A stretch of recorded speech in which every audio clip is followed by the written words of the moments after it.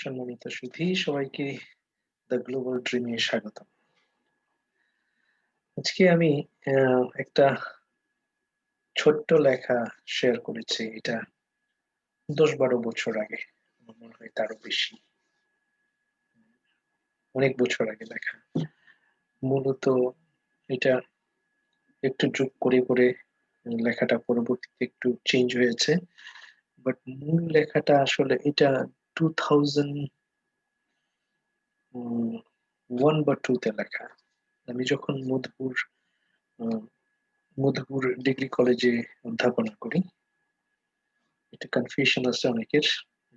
অনেকে এটাকে তখনও বলতেন এবং লিখতেন মধুপুর সরকারি ডিগ্রি কলেজ। আসলে ওটা আমি যখন অধ্যাপনা করি ওখানে তখনও এই কলেজটা সরকারিকরণ হয়নি। ঘোষণা দেওয়া ছিল যে এটা সরকারি কলেজ হবে। আমি আসার পরে সেটা সরকারি কলেজ হয়েছে। ঠিক আছে। আমি আসার পরে কথাটা বললাম এইজন্য যে আসলে তখন ইকো পার্ক ইকো পার্ক বিরোধী আন্দোলন চলছিল। ওখানে আমরা যারা এই আন্দোলনকে সংগঠিত করি, স্বভাবতই সরকারের তখন আমাদের উপর খুব ক্ষোভ ছিল, আক্রোশ ছিল। তো উম কলেজে ঠিকমতো যেতে পারছিলাম না, পড়াতে পারছিলাম না। থানায় গেলে এ জিডি নিচ্ছিল না, মামলা নিচ্ছিল না। কাজেই চাপের মধ্যে পড়ে উম আসলে তখন আমাকে বাধ্য করা হয় এই কলেজ থেকে পদত্যাগ করার জন্য। সে যাই হোক, ওই সময়গুলোতে আমি যেহেতু আমার ক্লাস থাকতো দিনে ২ টা বা ৩ টা কখনো। ক্লাসগুলো এই ৪৫ মিনিটের মতো, ৫০ মিনিট। আসলে প্রায় ২ ঘন্টা বা ২.৫ ঘন্টা ক্লাস দেওয়ার পরে সারাদিনটা আমার ফ্রি থাকতো। কাজেই আমি তখন গ্রামে যেতাম যেখানে বিচার সালিশ হয়। সেখানে চুপ করে গিয়ে বসে থাকতাম, কথাগুলো শুনতাম। আমার উদ্দেশ্য ছিল আসলে উম গারদের যে প্রচলিত গল্প আছে, ডাকবেওয়াল আছে। গল্প এবং ডাকবেওয়ালকে আবার এক করে দেখবেন না। গল্প মানে অনেক লোককাহিনী আছে, সেগুলো আমি সংগ্রহ করছিলাম তখন। আমি চিন্তা করছিলাম আ আ 'আচ্ছুসং আগানা' ওরকম একটা বই আছে। আমি তখন বই পড়ছিলাম। দেওয়ান সিং দেওয়ান সিং রংমথুর লেখা সম্ভবত। তো আ আমার মনে হলো যে এই ধরনের আ অনেক প্রাচীন মানুষের আ কথা, আম্বিয়াচুদের কথা আমরা মনে হয় লিখে রাখতে পারি। তো আমি ওই কাজটা শুরু করেছি। তখন অনেক গল্প আমি সংগ্রহ করি, অনেক গান, অনেক আজিয়া, রেরে, সেরেঞ্জিং এগুলো আমি সংগ্রহ করেছিলাম। সে যাই হোক, আ পরবর্তীতে সেটা কন্টিনিউ করা হয়নি। কিন্তু আমি চাইছিলাম যে আমি যতটুকু সংগ্রহ করেছি সেটা আমি বই আকারে লিখবো এবং বইয়ের নাম দিব আ 'আচ্ছু আম্বিসং আগানা' এরকম কিছু। তো ওই সময়কার আ মূলত ছোট একটা লেখার একটা অংশ। পরবর্তীতে যদিও একটু যোগ-বিয়োগ হয়েছে। বাট লেখাটা ২০০১ বা ২ সালের লেখা। ১৮-২০ বছর আগের। এই কাজেই কিছু বিষয় অপ্রাসঙ্গিক মনে হতে পারে। তখন অনেক কিছু চেঞ্জ হয়ে গেছে ইতিমধ্যে। উম সমাজ তো বহমান। সবকিছু পরিবর্তনশীল। তো এখানে এই লেখা অনেকেই পড়েছেন। অনেকেই লেখা পড়ে বলেছেন ভালো হয়েছে। অনেকেই বলছেন যে অ্যা আমার ব্যাখ্যা, বিশ্লেষণ, অবজারভেশন ভুল, এটা অনেকে বলেছেন। ঠিক আছে? দ্বিমত থাকতে পারে। দ্বিমত থাকলে উম আপনি কেন দ্বিমত করছেন? উম যদি ভুল বলেন তাহলে কেন ভুল বলছেন? ঠিকঠাক কোথায়, সেটা আমি আশা করি আপনারা লিখবেন। এতে আসল বিষয়টা বেরিয়ে আসবে। জাস্ট বলার জন্য বললে সেটা আসলে ঠিক হয় না। তো আমি আজকে এটা একটু পড়বো এবং উম, কিছু কিছু জায়গায় যেখানে অস্পষ্টতা আছে সেটা নিয়ে আমি পরিষ্কার করবো। যারা দু একজন ইনবক্সে আমাকে বলেছেন যে পরিষ্কার করেন, যে ভালো হইতো ইনবক্সে পরিষ্কার করেন না বলে যদি লিখতেন। ঠিক আছে। গারো সমাজের সংক্ষিপ্ত সাতকাহন। সাতকাহন বলছি না কারণ এটা আসলে সংক্ষিপ্ত লেখা। এতটুকু লেখাই আমরা গারো সমাজের পুরো চিত্র আনতে পারি না। আনতে গেলে ৮-১০ খণ্ডের বই লিখতে হবে, তাই না? এক, গারো সমাজে ম্যাজিস্ট্রেসি পাওয়ার বা নির্বাহী ক্ষমতা ছেলেদের একচ্ছত্র অধিকার। গারো সমাজে নারীরা বাংলাদেশের রাষ্ট্রপতির মতো এবং পুরুষরা প্রধানমন্ত্রীর মতো ক্ষমতা ভোগ করে থাকেন। আহ, গারো সমাজে নারী পুরুষের যে ক্ষমতা, আহ, বিচার সালিসের ক্ষমতা, সেটাকে আমি বাংলাদেশের প্রধানমন্ত্রী এবং আহ, রাষ্ট্রপতির ক্ষমতার সাথে তুলনা করছি। তুলনা করলে দেখবো যে প্রধানমন্ত্রীর ক্ষমতা অসীম। গারো সমাজে আমরা কথায় কথায় বলছি মাতৃতান্ত্রিক সমাজ ব্যবস্থা, মাতৃতন্ত্র, মা পরিবারের প্রধান, কিন্তু পুরুষদের এত বেশি ক্ষমতা দিয়েছে গারো সমাজে যে নারীরা আসলে ওখানে অনেকটা অসহায়। তবে নারীরা অনেক স্বাধীনতা ভোগ করেন অন্যান্য জাতি গোষ্ঠীর সমাজ ব্যবস্থার তুলনায়। তারা অনেক স্বাধীন, এই কথা বলার অপেক্ষা রাখে না। কিন্তু আমরা যতটা বলি ঠিক ততটা না, এই কথাটা বলার আমি চেষ্টা করছি। দুই, এই সমাজে মেয়েরা রাজকন্যা, ছেলেরা এক একটা রাজপুত্র। রাজকন্যারা বড় হয়ে রাষ্ট্রপতির মতো সর্বোচ্চ সম্মানের জায়গায় আসীন হন এবং রাষ্ট্রের তথা পরিবারের শোভা বর্ধন করেন। রাষ্ট্রপতির কোনো ক্ষমতা নেই জেনেও রাষ্ট্রের সকল নাগরিক যেমন তাকে শ্রদ্ধা করেন, তেমনি পরিবারেও মাকে সকলে নিঃশর্ত সম্মান করেন। এই সমাজে বলতে গেলে একজন নারীর নামমাত্র সম্পদ এবং সম্পত্তির মালিক হন। এর দেখাশোনা থেকে শুরু করে বিলি বন্টন এমনকি বেচা কেনা পর্যন্ত সবই করেন পুরুষরাই। Excuse me। এখানে নারীদের ভূমিকা একেবারেই গৌণ। আমার আমরা কথায় কথায় বলি আমাদের পরিবারের প্রধান মা। প্রকৃতপক্ষে গারো সমাজে বাবাই পরিবার প্রধান। প্রকৃতপক্ষে গারো সমাজে বাবাই পরিবার প্রধান। এই লাইনটার সাথে অনেকেই দ্বিমত পোষণ করেছেন।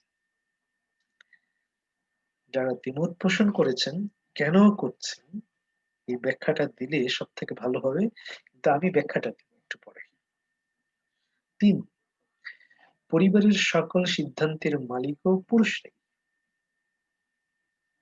এটার সাথেও অনেকে দ্বিমত পোষণ করেছেন। কেন? সিদ্ধান্ত গ্রহণের আগে তো মেয়েদের মতামত গ্রহণ করা হয়, যেটা অন্য সমাজে গ্রহণ করে না, মেয়েদের মতামতকে উপেক্ষা করা হয়। কিন্তু গারো সমাজে মতামত নেওয়া হয়। মায়ের কাছে বাবা, নারীর কাছে পুরুষ। কোনো একটা কাজ করার আগে বলে যে এইটা চিন্তা করেছি, আমি এইটা করতে চাচ্ছি, তুমি কি মনে করো? কিন্তু সেখানে মতামত দিতে পারেন, কিন্তু এইটার বিরোধিতা মা করতে পারেন না। যেমন আমি এখানে একটা উদাহরণ দিয়ে দেখিয়েছি। শুধু নিয়ম রক্ষার জন্য পরিবারের কর্ত্রী বলছি আমি, পরিবার প্রধান বলি নাই, দ্বিতীয় পরিবার প্রধান বলেছে, কারণ বাবা হলো পরিবারের প্রধান, প্রথম প্রধান বাবা। নক্রম থাকলে মা হবেন তৃতীয় প্রধান। অনেকে এই বিষয়টার সাথে দ্বিমত পোষণ করেছেন, অনেকে না, কেউ কেউ, দুই চারজন, কিন্তু বেশিরভাগ মানুষ বলছেন যে আমি যেটা বলছি সেটা সত্য।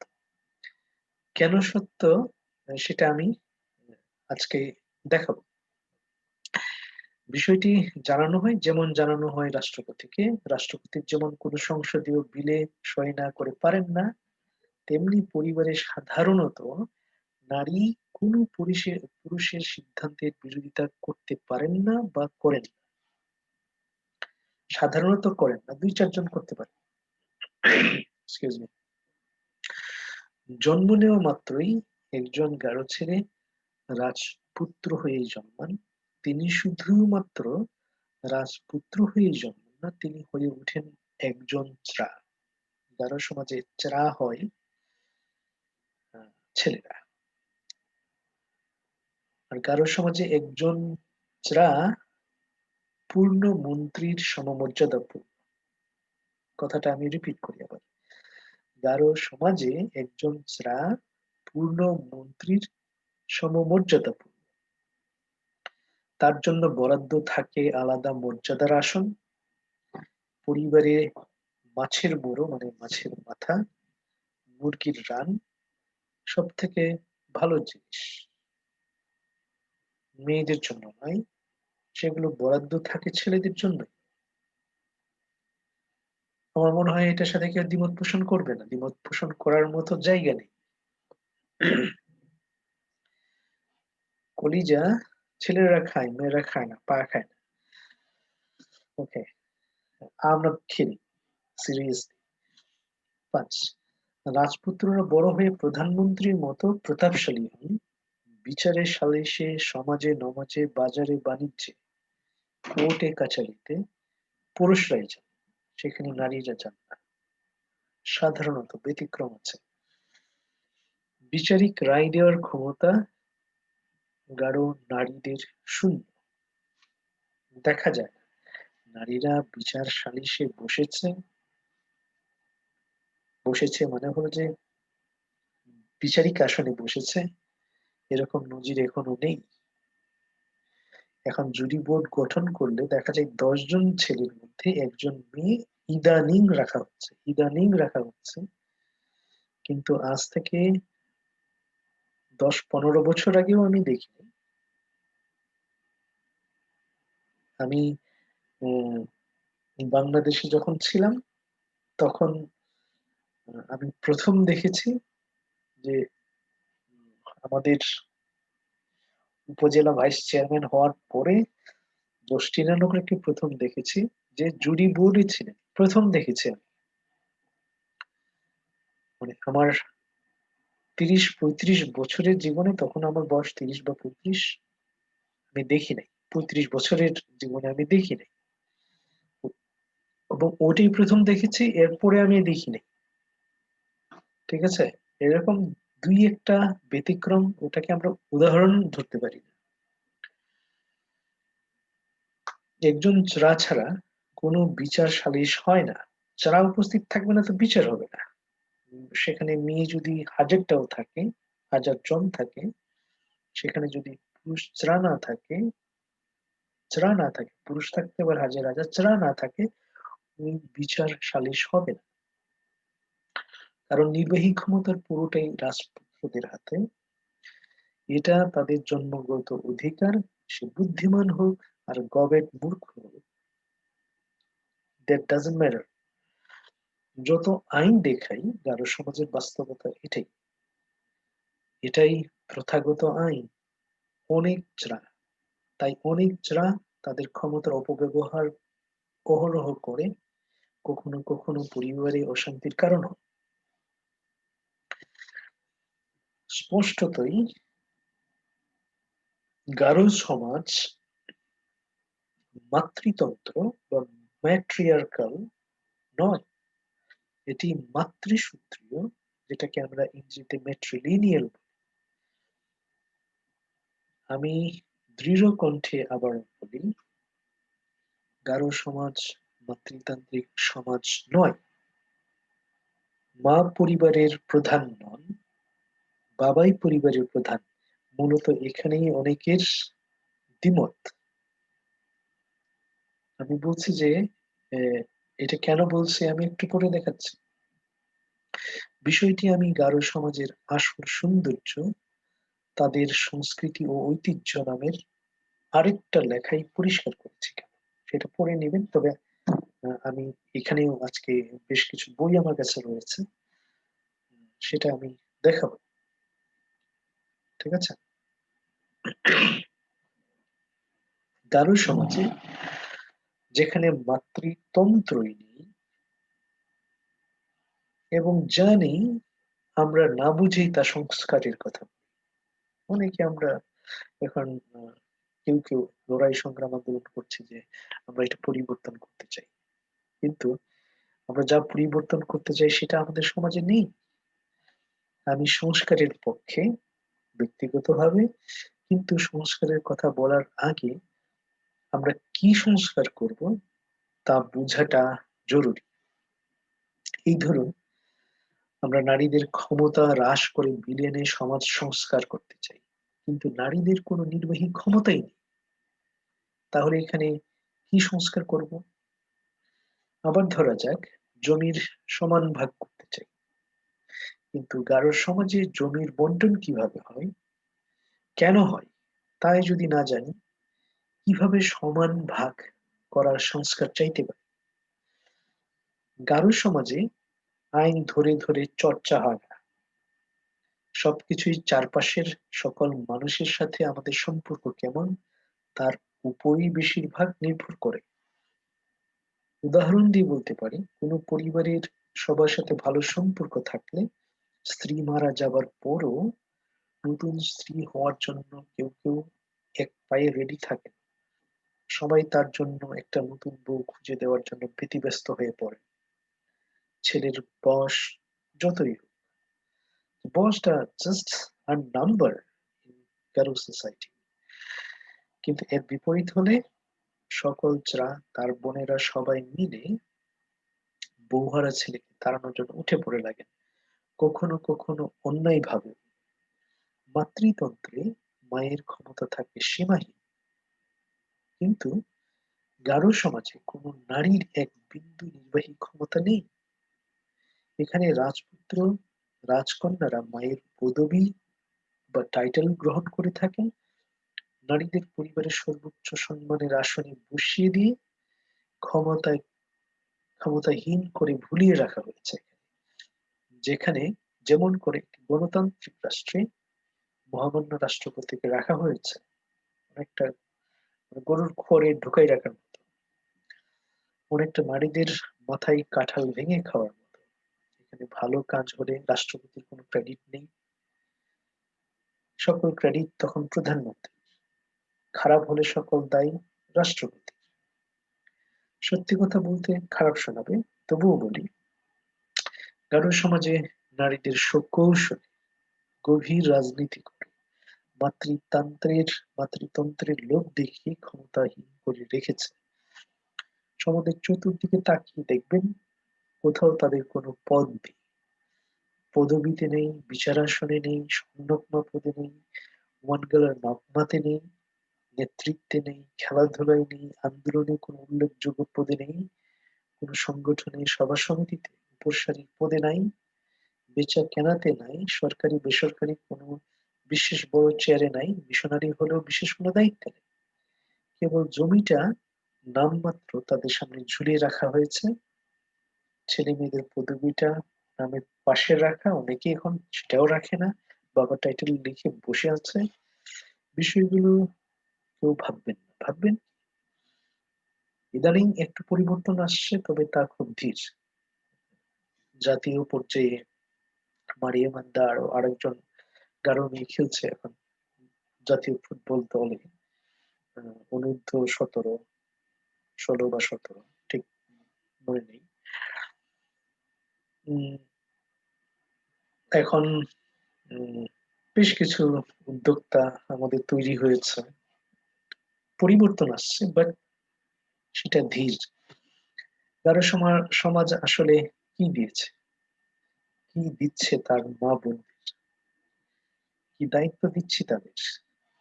শুধু ঘর কন্যার কাজ করা, পড়াশোনা শেষে ভালো ছেলের সাথে ঘর করবে, সে নিশ্চয়তাই তো আমরা দিতে পারি। পেরেছে কি?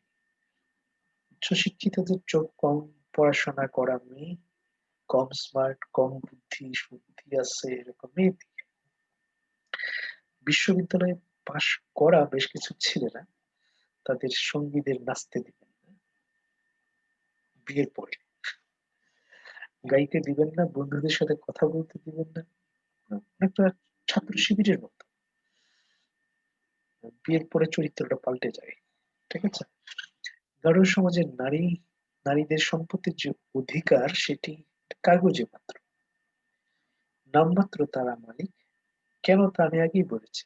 কারণ জমি সম্পর্কে গারো মেয়ে কিংবা নারীদের কোনো ধারণা আছে আমার পুরো জীবনে আমি দেখি। আমার মনে হয় না এদের 99% কেউ জীবনের দলিল কেমন তা দেখেছে কিংবা দেখতে চেয়েছে। তার কারণ হতে পারে পুরুষদের উপর তাদের পূর্ণ আস্থা, অসচেতনতা, নতুবা অজ্ঞতা, উদাসীনতাও হতে পারে।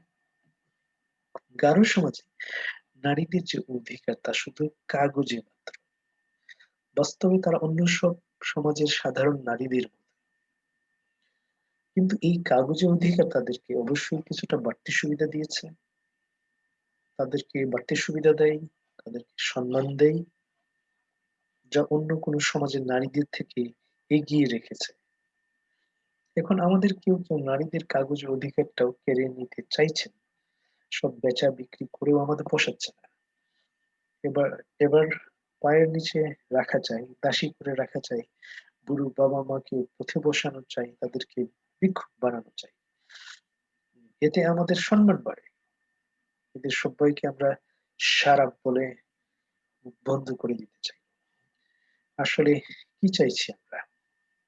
জামাই যেতে চাচ্ছি না। আপনাদের কে জামাই যেতে বলেছে? বউ নিতে পারবে না এমন আইন কি আছে গারদের? কোথায় লেখা আছে হাজার হাজার বছর আগে থেকে গারো ছেলে যেমন জামাইও যায়, ঠিক তেমনি বাপের বাড়িতে বউও নিয়ে আসে? আমি আবারও রিপিট করছি, হাজার হাজার বছর ধরে গারোরা তাদের সমাজ ব্যবস্থায় ছেলেরা যেরকম শ্বশুর বাড়িতে যায়, ঠিক তেমনি মেয়েরও শ্বশুর বাড়িতে আসে। যে এটা বিশেষ করে দেখার কিছু নেই। ঠিক আছে? এখন গারুরা যাচ্ছে সেটা চোখে পড়ছে, মেয়েরাও আসছে সেটা কিন্তু চোখে পড়ছে না। কম্পারেটিভলি একটু কম বেশি, বাট এটা হাজার বছরের সংস্কৃতি। মেয়েরা বউ আসতে পারে, ছেলেরা জামাই যেতে পারে। আহ যেমন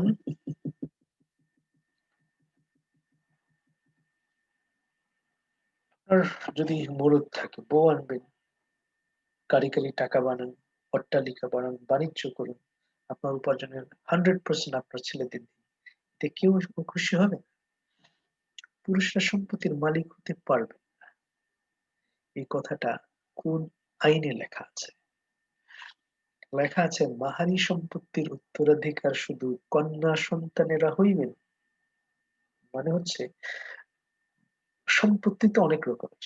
একটা হলো মাহারি সম্পত্তি, যেটা বংশ পরস্পরাই উম, মাহারি থেকে গোত্র থেকে যে জমি সম্পত্তি আমরা পাই।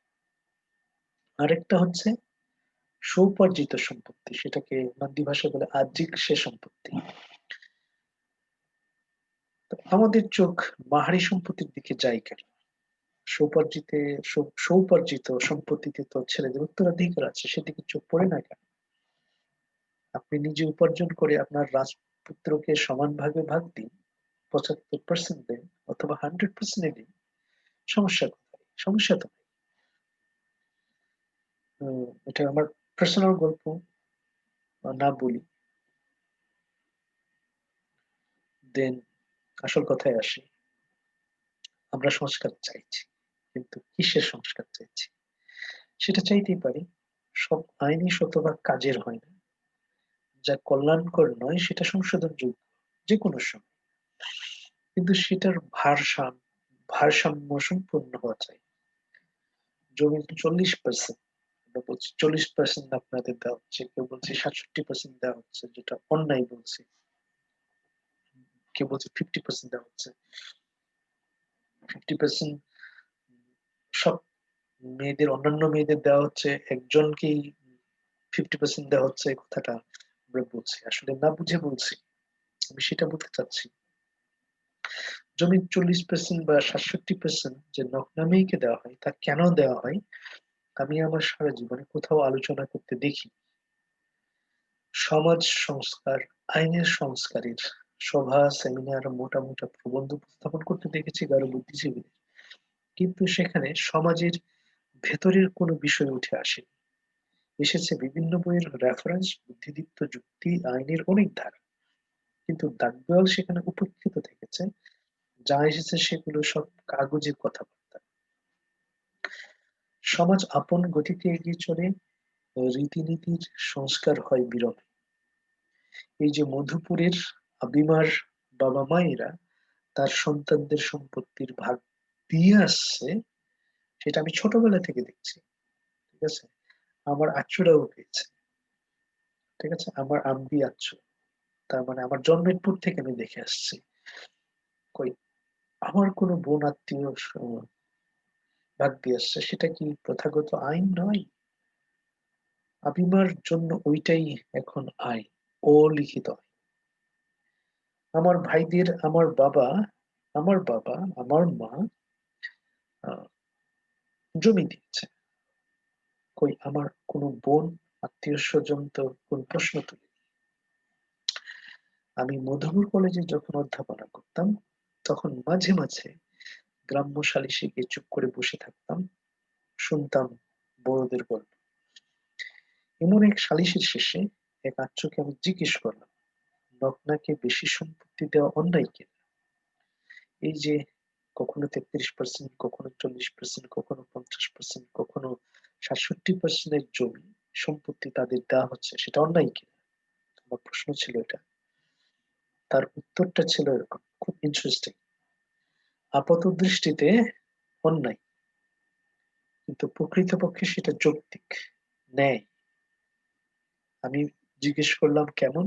উনি বলেন, আচ্ছা বললেন, এই প্রশ্নগুলো যারা করে তাদের জানতে হবে গারো সমাজে জমি জমা কিভাবে বন্টন হয়। যারা জানেন না তারাই চিৎকার চেঁচামেচি করে। কিভাবে জমি জমার বন্টন হয়? আমি আচ্ছুকে জিজ্ঞেস করলাম। তিনি বললেন, ধরো আমার 3 মেয়ে আছে, একটা ছেলেও আছে। আমি মারা যাওয়ার পর আমার স্ত্রী এবং আমি জীবিত থাকা কালেও এটা হতে পারে, আমাদের জমিটা 5 ভাগে ভাগ করবে। 5 দিয়ে ভাগ করলে হয় 20%। সবাই 20% জমির সম্পত্তি ভাগ পেল, আমার স্ত্রীও পেল 20%, আচ্ছুর কথা। কিন্তু সে আর আমি যেহেতু ছোট মেয়ের কাছে থাকবো, ছোট মেয়ে এখানে নকনাকে বোঝানো হচ্ছে, সেই 20% আমি এবং আমার স্ত্রী মারা যাওয়ার পর নকনা পাবে, ছোট মেয়ে পাবে। তাহলে ছোট মেয়ের 20% আর মায়ের যে ভাগ 20%, সেটা নকনা পাবে মা মারা যাবার পরে। মারা যাওয়ার আগে কিন্তু মায়ের নামে থাকবে, মায়ের জন্য থাকবে 20%। তাহলে আসলে 20% সবার জন্য সমান করে ভাগ করে দেওয়া হলো, সমান করে ভাগ করে দেওয়া হলো। যখনই মা মারা যায়, মায়ের সম্পত্তির ভাগটা যেহেতু নকনা পায়, কাজে নকনার হয়ে গেল এখন 40%। ভেরি ইন্টারেস্টিং, সেদিকে একটু নজর রাখবেন। বিষয়টা খুব কমপ্লিকেটেড করে ফেলি আমরা, খুব সোজা। সব ছেলে মেয়ে 20% করে পাবে, সব মেয়েরও 20% করে পাবে, নকনাও 20% পাবে। কিন্তু বাবা মাকে যেহেতু সে দেখাশোনা করবে 10 বছর, 20 বছর, 30 বছর, 40 বছর, 50 বছর, যতদিন বেঁচে থাকে, সেজন্য মা মারা যাবার পর ওই জমির ভাগটা পাবে হলো নকনা। তখনই সেটা 40% হচ্ছে।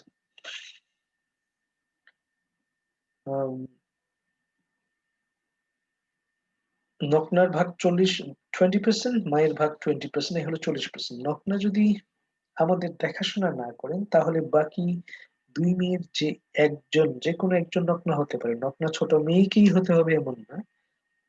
ছোট মেয়ে যদি নকনা হতে না চায়, বড় মেয়ে মেজ মেয়ে হতে পারে, যে কেউ হতে পারে। অর্থাৎ বাবা মা যার সাথে থাকতে ইচ্ছা প্রকাশ করেন, স্বাচ্ছন্দ্য বোধ করেন, তিনি নগ্ন হবেন। সাধারণত ছোট মেয়ে হন, কিন্তু ছোট মেয়ে যে নগ্ন থাকবেন এটা আইনে কোথাও লেখা নাই। তবে হ্যাঁ, মেয়ে যদি মাত্র দুজন থাকে তবে নগ্না ওই একই হিসেবে মানে হলো যে দুই মেয়ে মা, তিনজন, তাহলে 3 দিয়ে ভাগ করলে হবে 33.5%। সেটা মা মারা যাবার পরে 33.5, আর মায়ের 33.5 যখন যুক্ত হবে তখন সেটা 67% হয়। তাহলে আমরা এই যে 67% দেওয়া হয় বলছি, কিন্তু কিভাবে 67% হচ্ছে সেটা কিন্তু আমরা জানি না। ভাগ কিন্তু সমানই পাচ্ছে, ছোট মেয়ে পাচ্ছে 33%, বড় মেয়েও পাচ্ছে 33%। তো মাকেও সেই একই সমান ভাগ দেওয়া হয়। ভাগ করার সময় মায়ের ভাগটা মা যাকে দিচ্ছেন বা যাকে মাকে যিনি দেখাশোনা করছেন 33%টা সে পায়। কারণ সেটা বড় মেয়েও যদি দেখাশোনা করে, বড় মেয়েও পাইতে পারে। এটা ইট ডিপেন্ডস অ্যাকচুয়ালি। ঠিক আছে, এটা হলো যে আহ, আইনটা খুব মানবিক। কারণ যে দেখাশোনা করছে সে বাবা মায়ের ভরণ পোষণ, তার চিকিৎসা, তার সবকিছু দেখাশোনা করছে, এবং বাবা মার যত ঋণ আছে সেটা সে শোধ করছে। এই কারণে সে এটা তার পাওয়ার, সেটা ডিজার্ভ করে। 5 ভাগ করছেন কেন, আমার কোশ্চেন ছিল। 3 মেয়ে মা প্লাস বাবা, আপনি বলছেন না, 3 মেয়ে প্লাস মা প্লাস ছেলে, এক ছেলে আছে বলছেন এই জন্য। তাইলে আপনার ভাগ কোথায়? কোশ্চেন ছিল আপনার তো ভাগ নাই তাহলে। বউয়েরটাই আমার, উনি বললেন। যাই হোক, ওটা দুষ্টামি করে বললেন। কিন্তু গারো সমাজের ছেলেরা তো সম্পত্তির মালিক হইতে পারবেন গারো আইন অনুযায়ী, এটা ছিল আমার কোশ্চেন। তো উনি বলছেন কোন শালাই কইছে, মানে কোথায় লেখা আছে? তাইলে আমি পাইলাম কেমনে? যেটা উনি বলতে চাইছেন সেটা হলো যে গারো আইনে যদি এটা লেখা থাকে তাহলে আমার বাবা মা কিভাবে আমাকে দিল? আমি বললাম কি জানি আছো, বলছিলাম যে তাইলে তো আপনি মনে হয় জবরদস্তি করে দিচ্ছেন। আইনে আছে, এটা আচ্ছুর কথা, মাহারি সম্পত্তি শুধু মেয়েরা পাবে। খেয়াল করবেন, মাহারি সম্পত্তি, চাচ্চিদের সম্পত্তি শুধু মেয়েরা পাবে। কিন্তু বাংলাদেশে মাহারি সম্পত্তি নেই। বাংলাদেশে মাহারি সম্পত্তি নেই। আমি আর আমার বউ যে সম্পত্তি করেছি সেটা আজিকসে সম্পত্তি। আজিকসে মানে হলো সুপরিচিত সম্পত্তি। সে, জিক এবং সে মিলে যে সম্পত্তি করেছে সেটা হলো আজিকসে সম্পত্তি, সৌপার্জিত সম্পত্তি। এই সম্পত্তির ভাগ ছেলেরাও পাবে, ছেলে মেয়ে সবাই পাবে। তাই নাকি? তারপর বিষয়গুলো আমার জানা ছিল না, বই পড়েছি ভাষা ভাষা। যাই হোক, এই নকটা মেয়ের বাড়িতে বুড়ো বাবা মা থাকেন। এদের অনেকে দায়িত্ব ছাড়ার পরেও, অনেকেই মারা যাওয়ার আগে এই দায়িত্ব ছেড়ে দেয় ছেলের হাতে বা জামাইয়ের হাতে। তারপরে তারা 20-40 বছর বেঁচে থাকেন। এদের অন্য বস্ত্র, বাসস্থান, চিকিৎসা সবকিছুর ভার নকনা মেয়ে এবং নক্রম যিনি হন তাকে বহন করতে হয়। নকনা মেয়ের যে হাজবেন্ড তাকে নক্রম বলা হয়।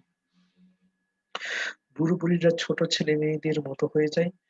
তাদের চাহিদা মেটানো, তাদের অনেকের আবদার, তাদের ব্যবহার, দুর্ব্যবহার সহ্য করেন তারা।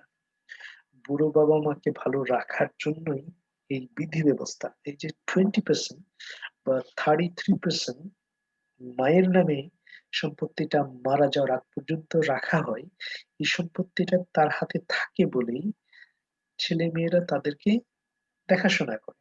কারণ যে দেখাশোনা করবে না সে এটা পাবে না। এটা না হলে গারো সমাজে বুড়ো বুড়ি ভিক্ষুকের সংখ্যা হতো সীমাহীন। তারাও বাঙালিদের মতো নাড়া ল্যাংটা হয়ে ভিক্ষা করত। এটা আমার বক্তব্য না, এটা আচ্ছুর বক্তব্য। শিক্ষিত মানুষরাও বৃদ্ধাশ্রমে থাকতো। বাঙালিদের মতো শিক্ষিত মানুষরাও বৃদ্ধাশ্রমে থাকতো। বিশ্ববিদ্যালয়ে অধ্যাপনা করেছেন এরকম অনেক মানুষকে আমরা বৃদ্ধাশ্রমে দেখি বাঙালি সমাজে। গারো সমাজে এটা নেই। উম, আমাদের গারো সমাজে বৃদ্ধাশ্রম আছে? আমি চুপ করে আছি তাই আরেকবার জিজ্ঞেস করছে, আছে? এটা কি তোমাদের জন্য ভালো থাকলে কি ভালো লাগতো? আমি বললাম, ওহ, আহ আরো কিছু বিষয় আছে। আচ্ছা বলে, বললাম কি সেটা? বলে গারোদের দাগ দেওয়াল সাংঘাতিক। সেটা কি? সেটা কেমন? সবাই সবার বিয়ে, শ্রাদ্ধ, সামাজিক অনুষ্ঠানে কিছু না কিছু নিয়ে আসে, দিয়ে সাহায্য করে থাকেন। সারা জীবন আমার বন্ধু বান্ধব আত্মীয় স্বজন জানবে, যা সাহায্য করবে সেটার একটা হিসাব থাকে, সেগুলো শোধ করতে হয়। কেউ একটা খাসি দিলে, একটা ওয়াক দিলে, সেটা কোনো না কোনো অনুষ্ঠানে পাল্টা দিয়ে শোধ করতে হয়। আমি যদি সারা জীবনে তা শোধ করতে না পারি, আমার নকনামি এবং তার জামাইকে আমার মৃত্যুর পরেও সেটা শোধ করতে হয়। এই যে বিশাল দায়িত্ব, বিশাল খরচ, সেটা কি সব ছেলে মেয়ে দিবে? তার প্রশ্ন, সব ছেলে মেয়ে দিবে? দ্বিতীয় মেয়ে দিবে? বড় মেয়ে দিবে? ছেলে দিবে? দিবে না। কে দিবে? তাই যে এই দায়িত্ব নেই তাকে বেশি দিতে হয়। এই বেশিটা আসলে কি? বেশিটা হলো যে মায়ের ভাগটা দিতে হয় মা মারা যাবার পরে। শুধু তাই না, অন্য ছেলেদের বিপদে আপদে বাবা মায়ের মতো সকল ছেলে মেয়ের প্রতি তাদেরকে দায়িত্ব পালন করতে হয়। ছোট হলেও তাকে বড়র মতো করে দায়িত্ব পালন করতে হয়। তাকে নকনা মেয়েকে তাদের ছেলে মেয়ে নাতিপুতি তাদের ভালো মন্দ সব বিষয়ে দেখাশোনা করতে হয়। সেগুলো আইনে নেই, কিন্তু সেগুলো দাগ দেওয়া। আমি আসলে এগুলো জানতাম না। আচ্ছা, ধন্যবাদ। আরেকদিন এসে গল্প শুনবো। আমি বললাম, গুরু আচ্ছা এবার আমাকে জিজ্ঞেস করলেন, তুমি তো কলেজের প্রফেসর। প্রফেসর গ্রামে কলেজে পড়ালে সবাই প্রফেসর। ওখানে যদি আমি বলি আমি লেকচারার, বলে ও হইলো একটা, ঠিক আছে। তুমি কম, এখানে অন্যায়টা কোথায়? আচ্ছা এখন জিজ্ঞেস করছেন অন্যায়টা কোথায়। আইন গোষ্ঠী কিলা, মানে আইন বাদ দাও, কিন্তু মানুষ হিসেবে জমির ভাগ করতে চাইলে তুমি কেমনে করতা? জমির ভাগটা আমি কেমনে করতাম? তার কোশ্চেন। আমি ফেল ফেল করে তাকিয়ে থাকলাম। এতটাই মন্ত্রমুগ্ধ, এতটাই মন্ত্রমুগ্ধ হলাম, আমি হতবাক, বাকরুদ্ধ। এত এত সুন্দর আমাদের ডাক্তার, আমাদের পড়াশোনা না জানা বাপ দাদারা আর চম্বিরা হাজার বছর পূর্বেও কত উঁচু মাপের জীবন দর্শন নিয়ে চলতেন, কত মানবিক ছিলেন তারা। আমি ভাবতে থাকি। আচ্ছা, দ্বিতীয়বার একই প্রশ্নে সম্বিত ফিরে পেলাম আর ভেতরটা হু হু করে উঠলো। এখন রাজপুত্রদের যদি বলা হয় জমির ভাগ 50% কিংবা নির্বাহী ক্ষমতা, দুটোর একটি বেছে নাও, বলুন তো তারা কোনটা বেছে নেবেন? আমার তো মনে হয় 100% জমির ভাগ দিলেও রাজপুত্রেরা, গারো ছেলেরা ম্যাজিস্ট্রেসি পাওয়ার বা নির্বাহী ক্ষমতা ছাড়তে চাইবেন না। গারো ছেলেদের কাছে প্রশ্ন, চাইবেন কি? এখন আমি কেন বলছি আমার কথাই, পরিবার প্রধান বাবা, গারো মাতৃতান্ত্রিক সমাজ ব্যবস্থা বলছি, গারো মাতৃপ্রধান পরিবার বলছি, তো আমি কেন বলছি সেটা আমি বলবো।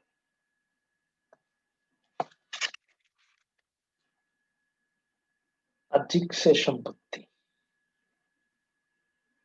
স্বউপার্জিত সম্পত্তি, একটু পড়ে দেখেন।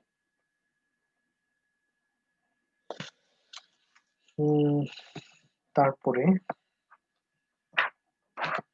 কেন বলছি সেটা আমি একটু বের করে দেখাই।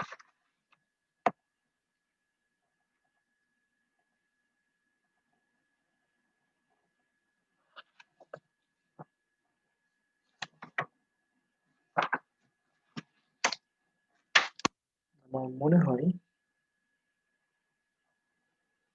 গারোদের সমাজ ব্যবস্থা কি মাতৃতান্ত্রিক না মাতৃসূত্রীয়, এটাও আমার একটা লেখা, এইখানে পৃষ্ঠা সহ উল্লেখ করে দিয়েছে।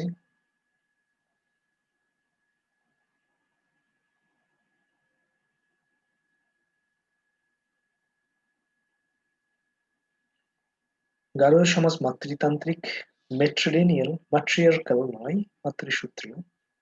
দ্বিতীয়ত, গারোর সমাজে পরিবার প্রধান মা বা মাতা নন, পরিবারের প্রধান হেড অব দ্য ফ্যামিলি পিতা। অনেকে দ্বিমত পোষণ করতে পারেন, কিন্তু আমি ৪৫ বছরে, আর এটা আমার দেখা, আমার অবজারভেশন, জানা শোনা এবং বই পড়ার মধ্য দিয়ে নিশ্চিত হয়েই লিখছে গারোর সমাজ মাতৃতান্ত্রিক সমাজ ব্যবস্থা নয়। তাই উদ্ধৃতিগুলো দেখবেন। ডক্টর রবিন বার্ডিং এর কথা বলেছি আমি। প্রফেসর রবিন বার্ডিং ৫০ বছর ইন্ডিয়া এবং বাংলাদেশে গারো সমাজ ব্যবস্থা নিয়ে তার বেশ কিছু বই আছে। উনি নৃবিজ্ঞান পড়াতেন এবং লিঙ্গুইস্টিক্স পড়াতেন স্টেট ইউনিভার্সিটি অফ মিশিগানে। তিনি তার এই বইটাতে the strong women of Madhupur, তিনি ৪১ পৃষ্ঠায় লিখেছেন।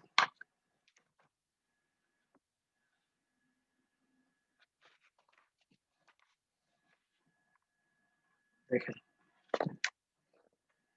এই যে এই যে আমার আঙ্গুলে লিখে দেখেন, পৃষ্ঠা নম্বর ৪১, প্রথম কথাটা কি লিখেছেন উনি, এখানে পড়েন।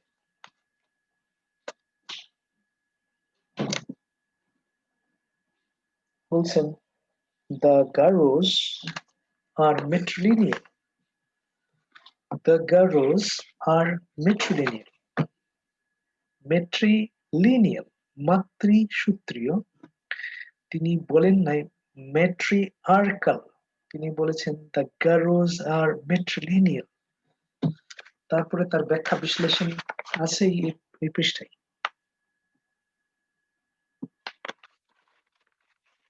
ওদের কাছে বইটা আছে, ৪১ নম্বর পৃষ্ঠাটা খুলে দেখবেন। তিনি কিন্তু অ্যানথ্রোপোলজির, নৃবিজ্ঞানের প্রফেসর এমেরিটাস। তিনি ৫০ বছর বিভিন্ন ইউনিভার্সিটিতে পড়িয়েছেন। তিনি কিন্তু আইভি লীগের পৃথিবীর সেরা ইউনিভার্সিটি পেনসিলভেনিয়া স্টেট ইউনিভার্সিটিতেও পড়িয়েছেন। তিনি পড়াতেন নৃবিজ্ঞান এবং ভাষাতত্ত্ব। The history and culture of the Garos, এই বইটা লিখেছেন ডক্টর এস মিল্টন শর্মা।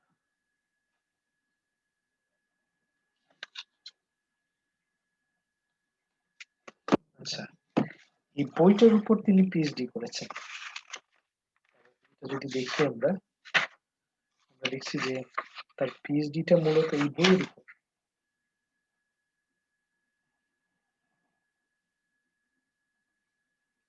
ঠিক আছে, তার মানে এটা হলো ভেরি মাচ অথেন্টিক, গবেষণা লব্ধ একটা বই। এই বইকে রেফার করে আরো শত শত বই লেখা হয়েছে। তার ডক্টর আরেকটা বই আমার কাছে আছে, Garo customary laws and practices, লিখেছেন doctor Julius L R Marak. তার বইয়ের the Garo customary laws and practices বইটি ডক্টর জুলিয়াস এল আর মারাকের 147 পৃষ্ঠায়, 147 পৃষ্ঠা।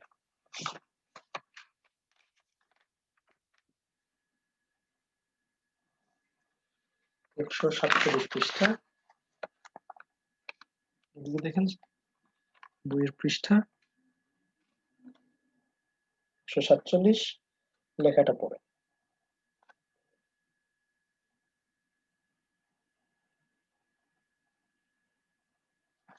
কি লিখেছেন? তিনি বলেছেন, according to the Garo customary laws and practices, the woman is the real owner of the property.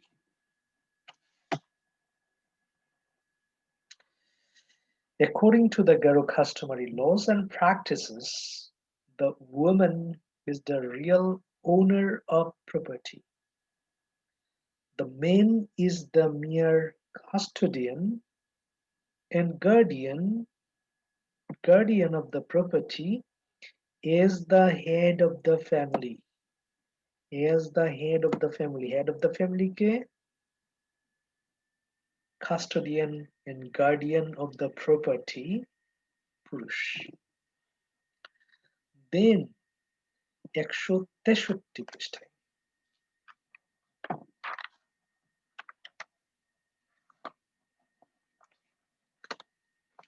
163 পৃষ্ঠায় দেখেন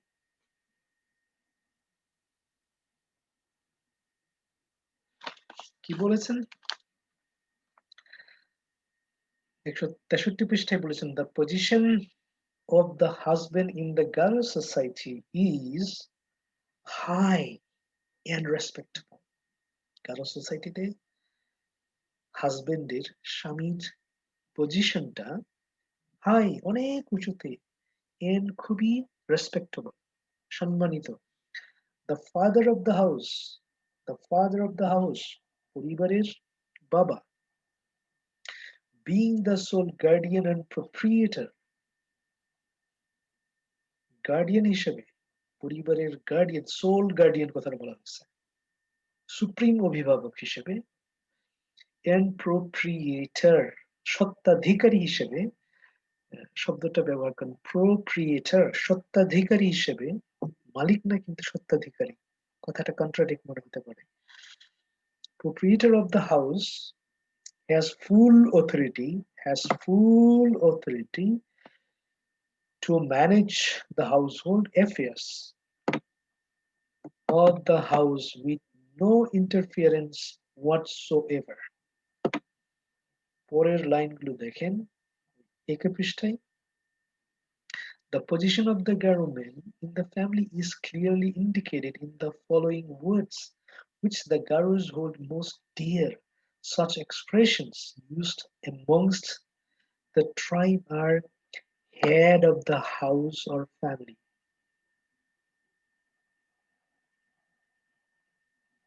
Garuman is the head of the house, পরিবারের প্রধান, পরিবারের প্রধান, গৃহকর্তা, বাড়িরও প্রধান, পরিবারেরও প্রধান, মান্দি ভাষায় এটাকে বলে নকনি স্কুতম।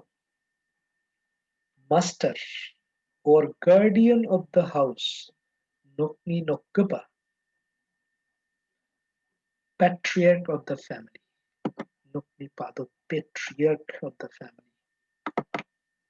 একই পৃষ্ঠায়, according to the Garo customary laws and usages, the practices, although he is the head of the family, যদিও তিনি head of the family, যদিও তিনি পরিবারের প্রধান, has no right to the possession of the property whatsoever, কিন্তু তার প্রপার্টির প্রতি তার রাইট নেই। রাইট নেই মানে এই না তার উত্তরাধিকার নেই, ঠিক আছে? কারণ এখানে আবার স্পষ্ট করে লেখা আছে কি কি থাকতে পারবে কি কি থাকতে পারবে না, সেখানে বলা আছে বাহ্যিক সে সম্পত্তির ভাগ ছেলেরা পেতে পারে। Alright, very clear. However, under certain circumstances, পরের লাইনটা দেখবেন, however, under certain circumstances, বিশেষ বিশেষ ক্ষেত্রে, the Garo husband also has right to possess property. ভালো মতো পড়েন। However, তবে যাই হোক না কেন, under circumstances, the Garo husband মানে পুরুষরা also has right, তাদের অধিকার আছে to possess property, সম্পদ এর অধিকারের রাইট রয়েছে। তাহলে আমরা কেন বলছি যে পুরুষরা পজেস করতে পারবে না? রাইট, এভাবে দেখা যায় তিনি তার লেখায় অনেকবার গারো পুরুষকে পরিবারের প্রধান, হেড অফ দ্য ফ্যামিলি বলে উল্লেখ করেন, কিন্তু মেয়েদেরকে পুরুষদের অধীনস্থ বলে উল্লেখ করেছেন। তিনি বলছেন মেয়ের অধীনস্থ। তবে গারো নারী পুরুষের বাস্তবিক পক্ষে কেউ কাউকে কারোর অধীন মনে করেন না এবং সেরকম আচরণ করে থাকেন, সেটা ভালো বিষয়। তারা বরং একে অপরের পরিপূরক মনে করেন। এবারে গারোদের নিয়ে, তিনি গারোদের নিয়ে পিএইচডি করেছিলেন, বইটা পিএইচডি থিসিস।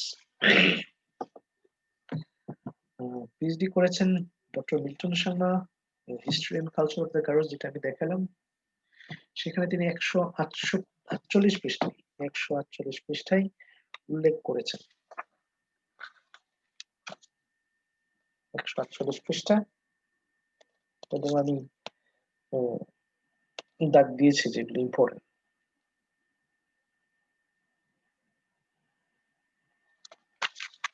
বলেছেন, তিনি বলেছেন এখানে, in the case of Iris Nokma, মেয়েকে বলছে হাইরেস নকমা, মেয়েরা নকমা হতে পারে, and her husband নক্রম, নকমা হলো মেয়েরা, তার হাজবেন্ড হলো নক্রম, নকনা, যেটা নকনাই নকমা, তার হাজবেন্ড হলো নক্রম, who are destined to succeed as heads of the family.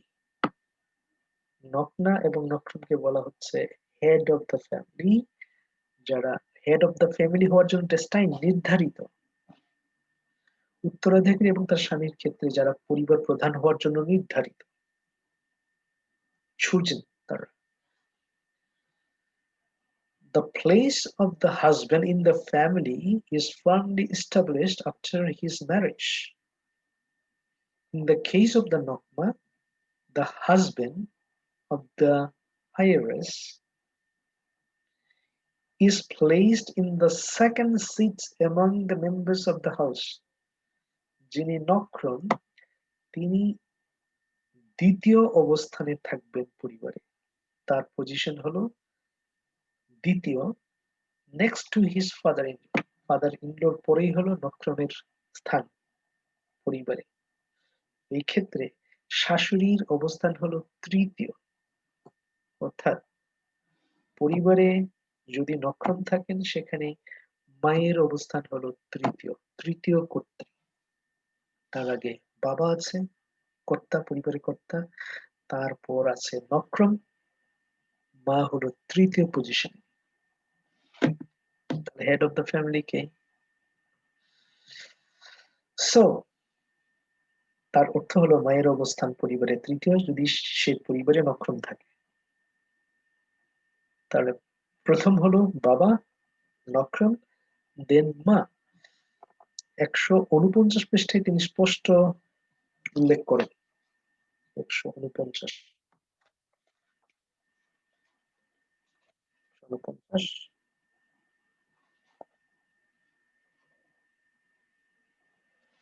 কি বলেন? The wife is subordinate to him. Wife, স্ত্রী, তার মানে হলো হাজবেন্ডের সাবঅর্ডিনেট, পুরুষের অধীন। In spite of auxiliary residence, যদিও সে অন্য জায়গা থেকে এসেছে, তথাপি নারী পুরুষের সাবঅর্ডিনেট, নারী পুরুষের অধীন। ডক্টর মিল্টনের সামনা ডক্টর জুলিয়াস এল আর মারাক গার্ডদের উপর ব্যাপক গবেষণা করে ডক্টরেট করেছেন। প্রফেসর রবিন্স বার্লিং, ডক্টর রবিন্স বার্লিং এর কথা বলছি, তিনি 50 বছর শুধু গারদের নিয়ে গবেষণা করেছেন, গবেষণা করে জীবন পার করেছেন। তিনি অ্যানথ্রোপোলজির অধ্যাপক, প্রফেসর এমেরিটাস ডক্টর রবিন্স বার্লিং। তাদের তিনজনের, এই বিদগ্ধ তিন পণ্ডিতের উপরে মতামত দেওয়ার মতো পণ্ডিত আমাদের সমাজে নাই। এটাকে চ্যালেঞ্জ করবে এরকম পণ্ডিত ব্যক্তি আমাদের সমাজে নাই, সেটা আমি মনে করি। আপনি যদি মনে করেন এরা যা বলেছেন তাদের অবজারভেশন ভুল, তাদের গবেষণা ভুল, তাহলে এটার উপর বেস করে যে শত শত লেখা, হাজার হাজার লেখা মান্দি লেখকরা লিখে থাকেন, সেটাও ভুল হবে, আমার লেখাটাও ভুল হবে, রাইট? এই এখন এখান থেকে আবার আগের লেখায় ফিরে যেতে পারেন। দেন আরেকটা লেখা আছে আমার, সেটা হলো কারো সমাজের আসল সৌন্দর্য তাদের সংস্কৃতি ও ঐতিহ্য। লেখাটা এখানে পড়বেন, এখানে ক্লিক করে পড়তে পারেন। ওতে গারোদের সংস্কৃতি,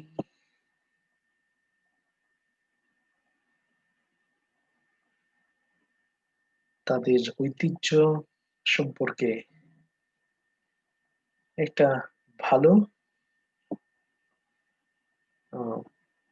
ধারণা হবে বলে আমি মনে করি। তবে আমি মনে করি সবারই মূল বইগুলো পড়া উচিত।